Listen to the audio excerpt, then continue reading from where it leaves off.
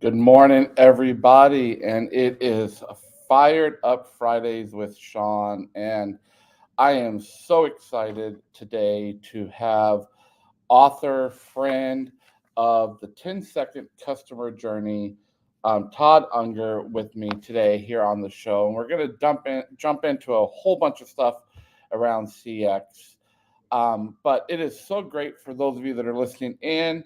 Hey, when you're out there, write in the chat, tell us where you're from. Remember, ask questions. I'll be watching for comments. We'll answer those. But really want to have a good time today. The whole reason for me doing it for Fired Up Fridays is to bring amazing thought leaders, amazing people out there to share their journeys in what they do in life and in the career. And I've known Todd for a lot of years, and very honored to have him here. He is the Chief Experience Officer and SVP of Marketing for the American Medical Association. He defines the role of today's Chief Experience Officer, and it's not just about CX. It's about unifying the four corners of customer experience: marketing, product, commerce, and service. So let's welcome Todd with us today here on the show. Hey, Todd. Hey, Shawn, I'm fired up. Listen, man, it is such an honor to have you here again on the show with me. You know, the last time you were on the show, we were Experience Friday Live, and now we're Fired Up Fridays. So, good to be here. Like this book, anyone that works in CX, no matter how long you've done it, you need to read this book. It's full of so many amazing nuggets. But before we even jump into that, Todd, we've done this for 2 or 3 years now in different shows. You're 7 years now at the AMA. Why do you do what you still do, and what keeps you motivated to keep doing it, brother? Yeah, 7 years is a long time. It's actually the longest tenure of any job I've ever had in my entire career. I exceeded some of the other benchmarks earlier. And the reason is I absolutely love it. And a lot of it has to do with what I write about in the book. It is kind of that intersection of the four things you named: marketing, product, commerce, and service, and how they come together to drive growth. Yep. And I'm really motivated by growth. I'm really motivated by changing things, seeing things new. And if you're a digital person like me, you like seeing that change and the results rapidly and quantified. And that is fun. And I will tell you also, I came from a really other world of horse racing, which was fun in its time, but getting to work with and serve physicians is an honor and a blast. Wow. You don't hear many people say that. So I love it. I'm lucky. I feel lucky. Every day I wake up, my team is like, you have so much energy. I'm like, I'm excited every day. Well, awesome. And it comes through in everything you do. So listen, man, I want to jump in, and I want to give as much time as we can here in the next 20 minutes, 25 minutes around the book. So first off, from another author to another author, kudos, because just getting this done is a lot of work. And if you've never done it, it's excruciating. It's excruciating. As you know, it's very Very But hard to do. there is, going back to what we were just talking about. I do think we need to hear your perspective on this because I don't think everyone thinks this. And you actually put the quote in the book. Customer experience is the seamless integration of product, marketing, commerce, and service. And you actually wrote in the book that it took you 3 years, I believe, into your journey at the AMA to figure that out. Why did it take you 3 years, brother, to figure this out? I guess I'm a very slow learner. It takes me a while to put things together when it literally was right in front of my face. And I think part of it was getting very tangled up in trying to understand the world of experience, which is part of my title, Chief Experience Officer, and really trying to make sense of what it is I am supposed to be doing. It's still a relatively new world out there. I think CX, Chief Experience Officer, there's not some kind of uniform and consistent definition for the field, what we do, what the metrics are. And so I found myself kind of early in the process trying to true it up to what I did. And I think the thing that's important, Shawn, is the rest of that definition that I put in there because it's important, which is to acquire and retain customers. And that to me was where I kept seeing the disconnect and the amazing work that has gone to build the foundation of customer experience. Uh, there were two things. One is like, what do you do in the digital world where you're not interacting with somebody in a live or retail environment? And second, how do you go beyond, I think, some of the traditional definitions that we'd seen around perceptions and feelings and into something that is tied to growth and can be seen as instrumental in being part of it. So I guess my question to you, because let's be real, like I've been in the healthcare space too now for 13 years. Um, why is there still such disconnect, in your opinion, around this? And so much so, you probably know this. You probably know people in the industry. We are now seeing large health systems. We're seeing large companies start to do away with their patient experience teams. And but yet we know how valuable it is. Where is that disconnect? I honestly think that it is about growth. And people think it's funny when I say it, and I think it rubs people the wrong way a little bit, which is my advice to people in CX and customer experience out there is to stop talking about CX like everyone understands you. All right. Because just like when I was a chief digital officer, the moment the words digital transformation came out of your mouth, like people either see like dollar signs or confusion.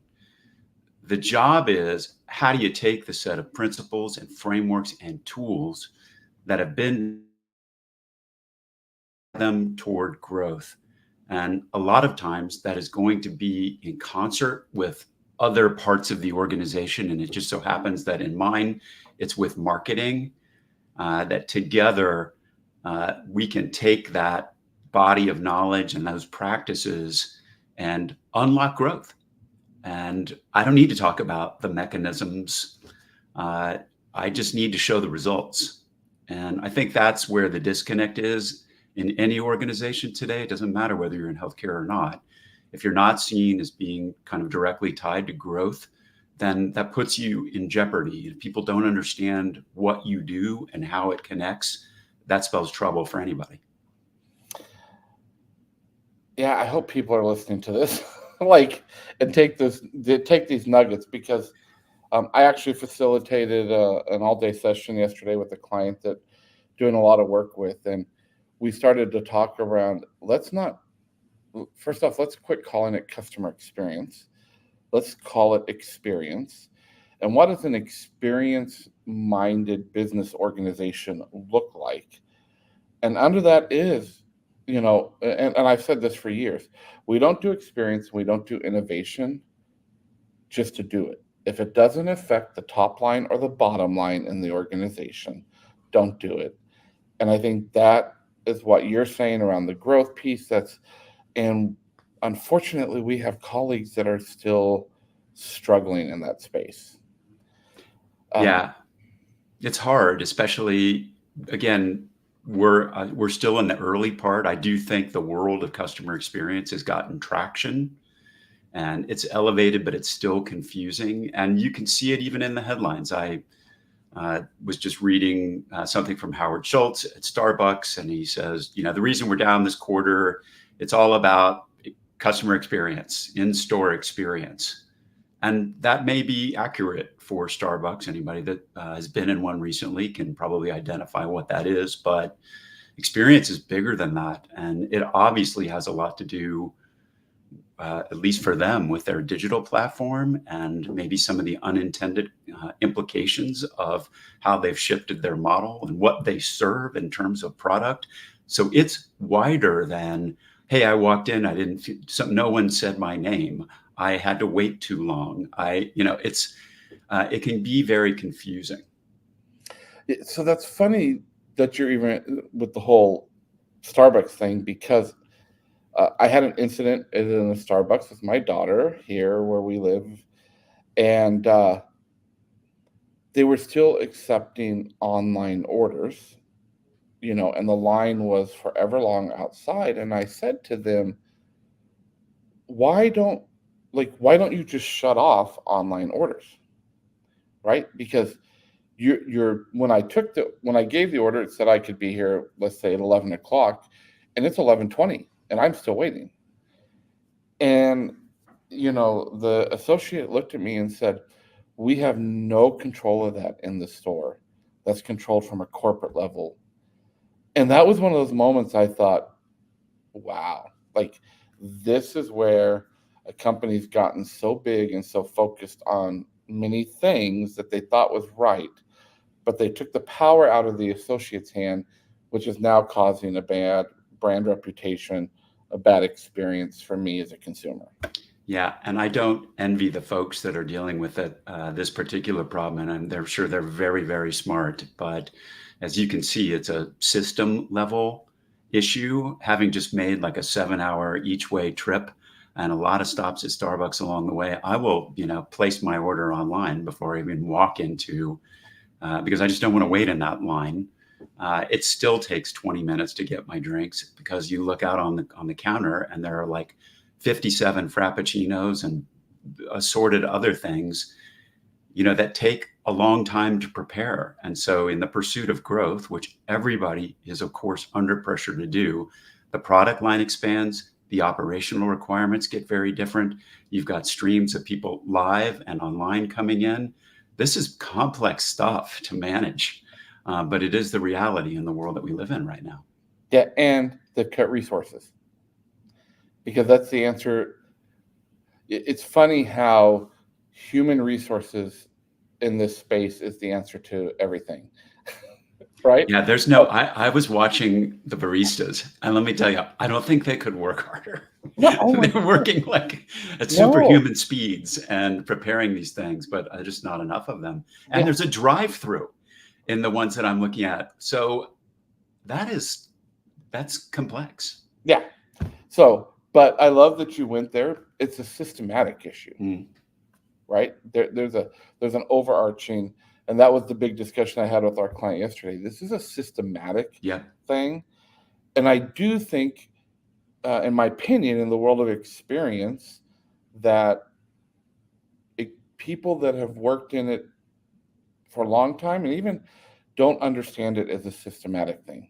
It's a full systematic thing. Yeah, and that's where, when I say marketing, product, commerce, and service, that's the system.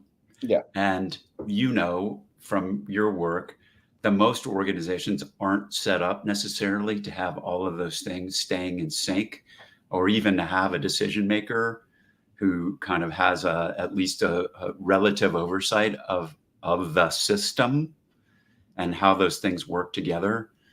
And it's easy to get out of alignment. Yeah. No matter what organization you work with and whether you have retail locations or not. Yeah. Yeah. So true.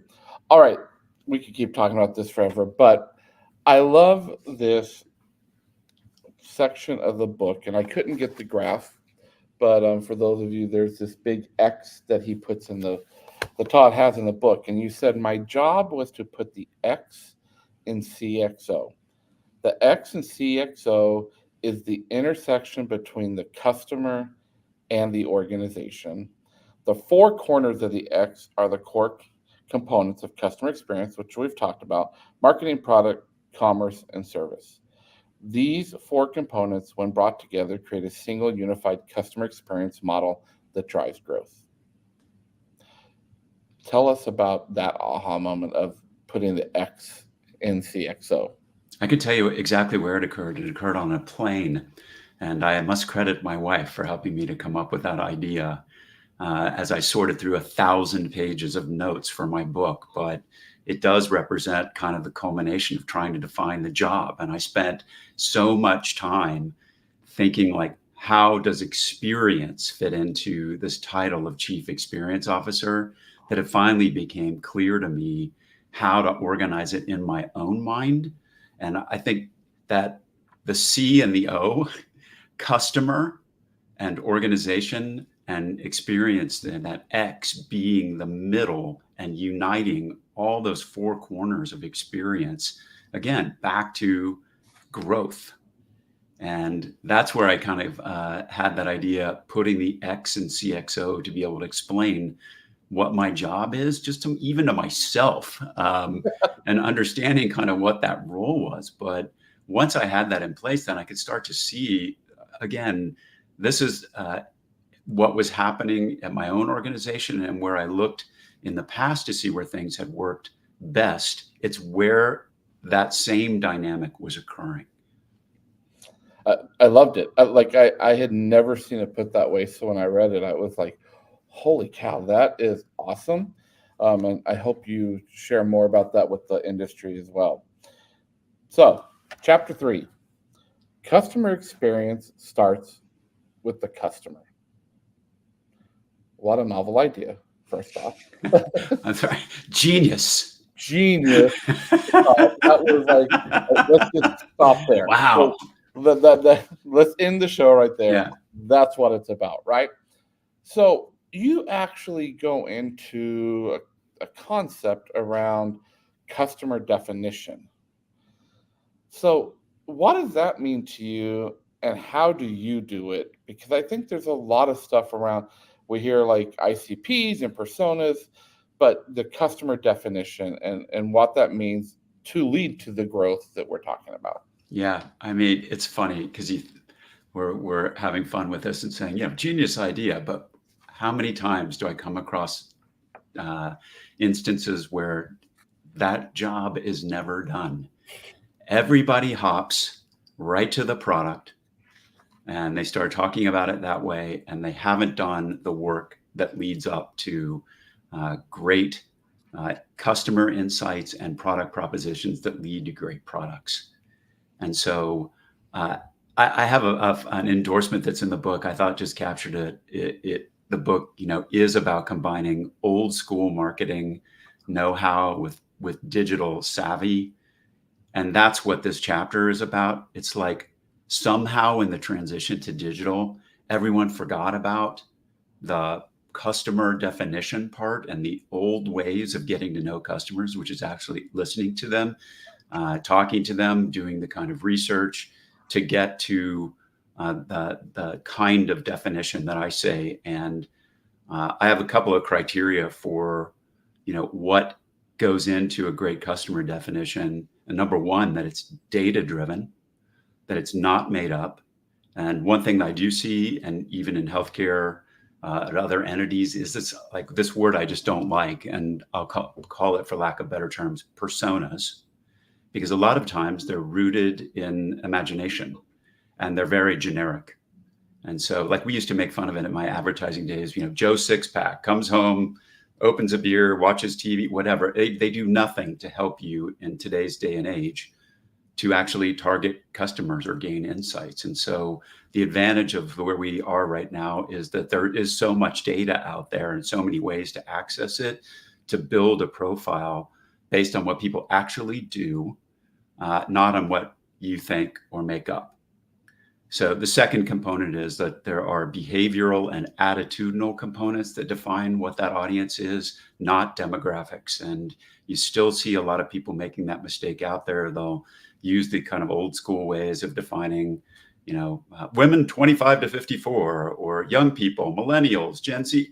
It drives me nuts, because if you are a runner, let's just say, you can be 60 and you'll have more in common with a 25-year-old who runs when it comes to buying shoes than you do with another person your age. It's all about the behavior.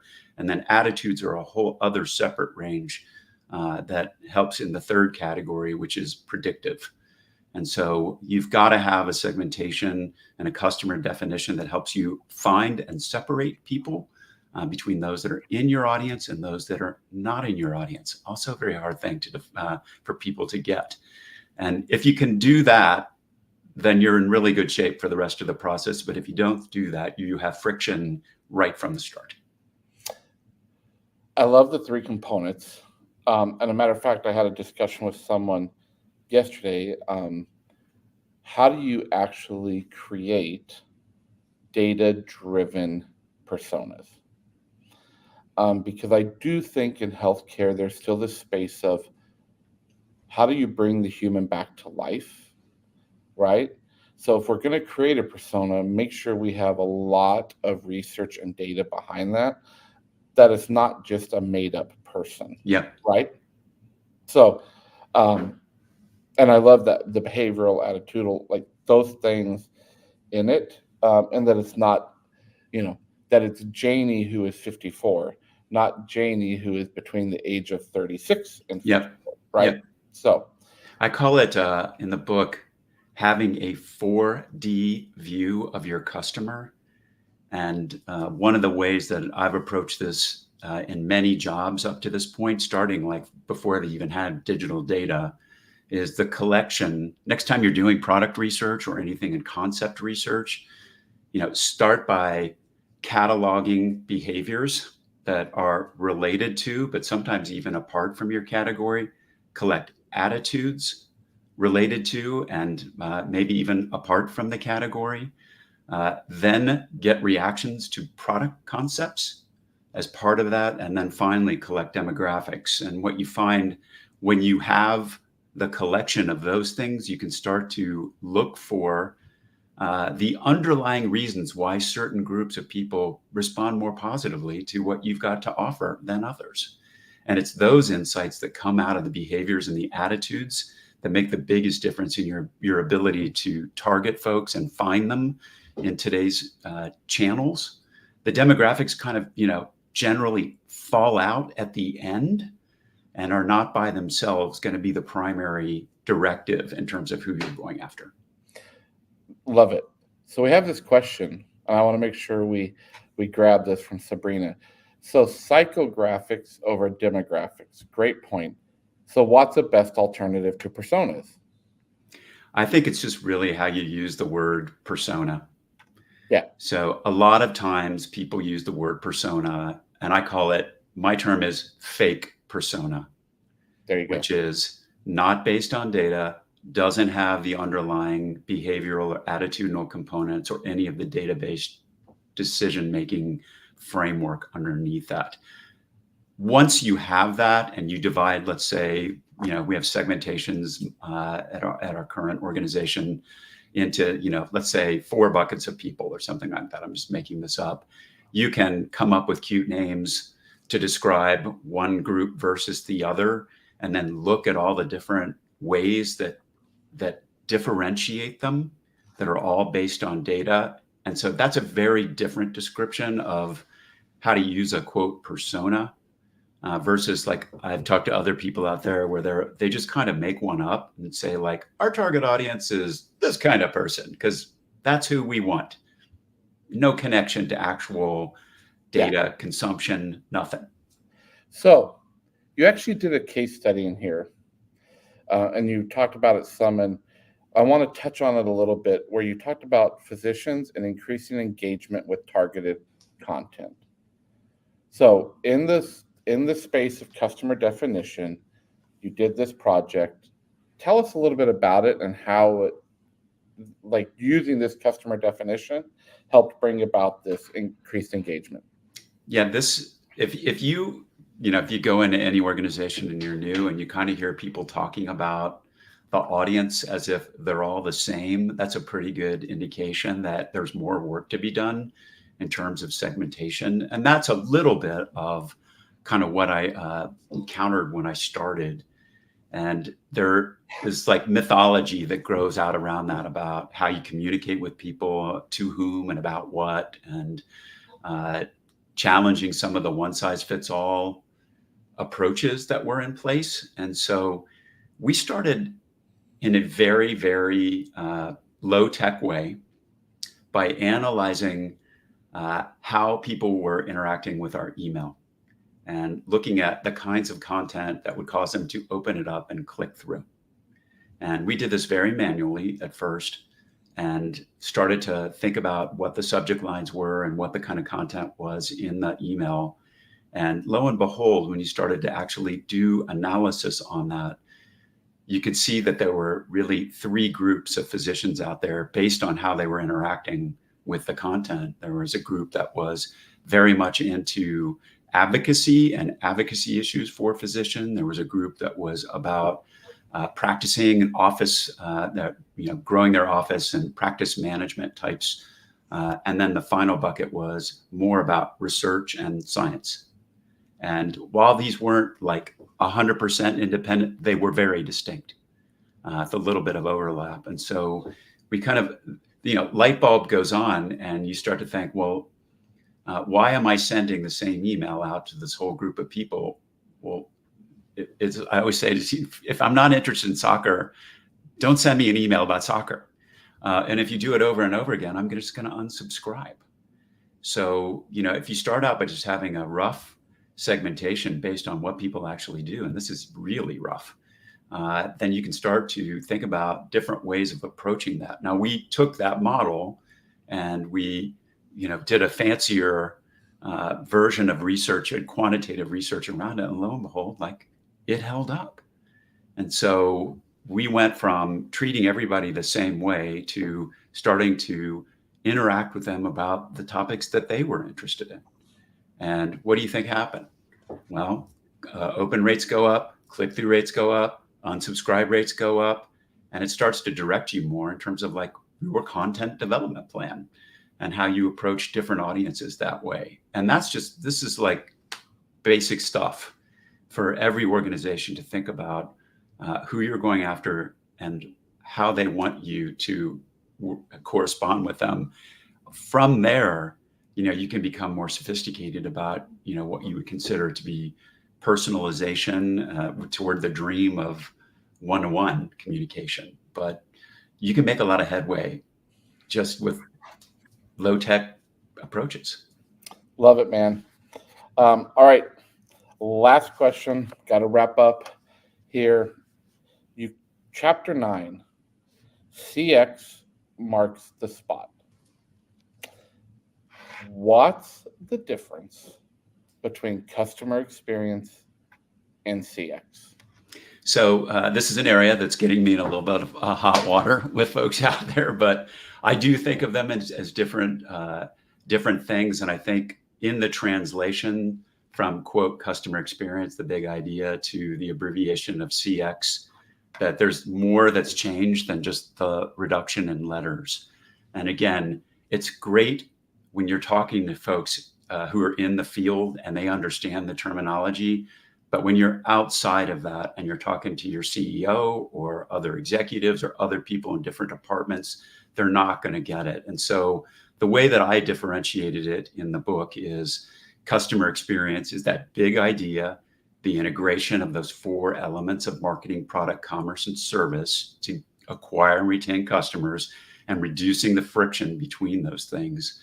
CX is this amazing body of knowledge that's developed over the past, let's call it 30 years from when the term was invented, that contains a set of tools and frameworks and philosophies, data-driven ways to approach this.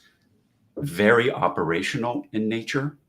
And you can where that fits into an organization, I think, is like where there's a lot of uncertainty these days. But for me and for the AMA, we built that CX strategy from the ground up, and now I have a CX team housed within marketing that's employing all of these new, basically new tools and resources, at least for the AMA, toward the goal of growth.